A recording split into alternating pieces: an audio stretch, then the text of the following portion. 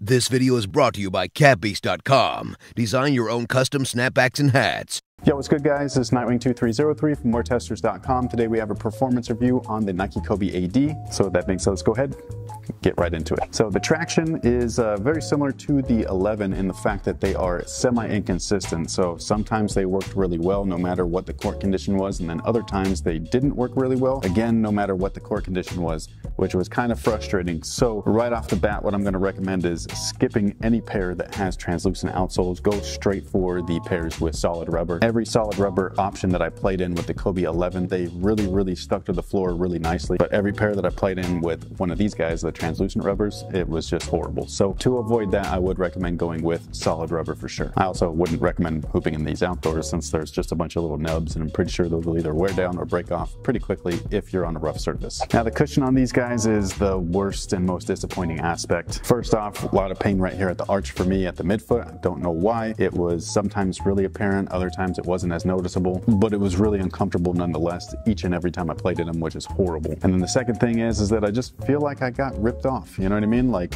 they state that they use lunar on the forefoot and then zoom in the heel, and then they put a TPU wrap over that so you could see through it and then see the tech inside. Now, if this is lunar, this is the worst lunar I've ever used. It basically feels like Phylon. It's firm as hell. Now, getting to that heel unit that you can supposedly see in the back, a lot of people say that these guys feel similar to the Kobe 10s, and well, that's some bullshit because it's not even the same tech.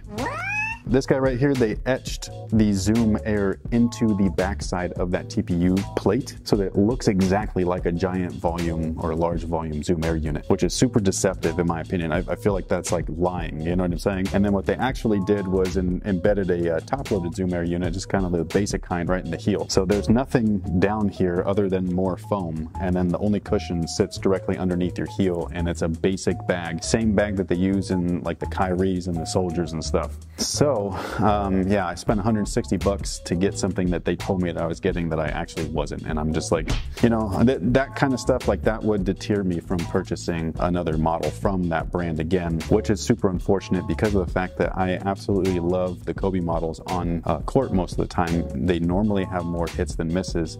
It's to me the best performing signature line of all time. And this guy just doesn't, you know, match up to the rest of them, unfortunately. Now the materials are a textile mesh. They state that it's breathable and durable. It is durable for sure, but it's sure as hell not breathable. And then the really bad part about the materials is that normally with a textile or a mesh, you get that kind of like broken in feeling straight out the box, so no break-in required. That's the exact opposite with these guys. In fact, they just wouldn't break in for me. My feet just don't like them. I don't know why. Every time I flex these things, the material digs into the sides of my feet on both sides, and I got blisters and chafing and all kinds of nasty goodness. And it's just so like, it sucks so bad because I want to like this shoe, but I can't because I can barely wear it. But like I said, the materials are definitely durable, so that is a plus. In terms of fit, they fit true to size. It's probably its only redeeming aspect of the shoe is that they give you a pretty good, solid one-to-one fit, which I love. Again, it was just a huge bummer that every time I stepped foot in them and started to move around in the shoe, they would just pinch my feet like crazy and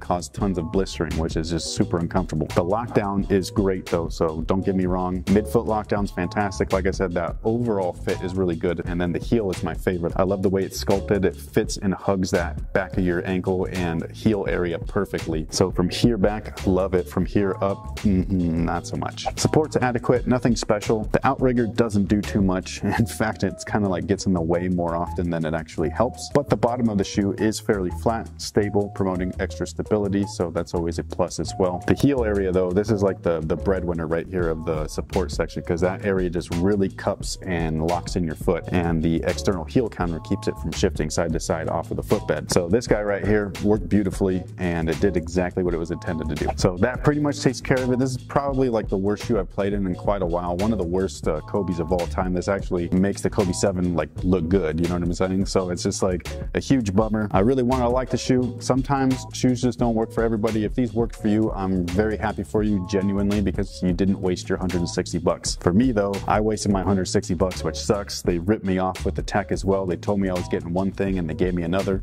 and You know what I mean? Like, that really rubs me the wrong way. I don't like that whatsoever. I do not like it when companies purposely deceive their consumers. I just think that that's really bad business. And I never expected that from the Kobe line, which makes it probably just a little bit worse. It kind of like adds insult to injury. But if you guys like these, I'm happy for you. Let me know if you did down below in the comment section below. If you didn't like them, let me know as well. I'd love to hear from you either way. If you want any more information, all you got to do is go to weartesters.com. Performance scores, weight, price, all that kind of stuff is listed over there along with some additional thoughts. And that pretty much takes care of it. So thank you guys so much for watching. Thanks for all your support. And until next time, guys, have a good one.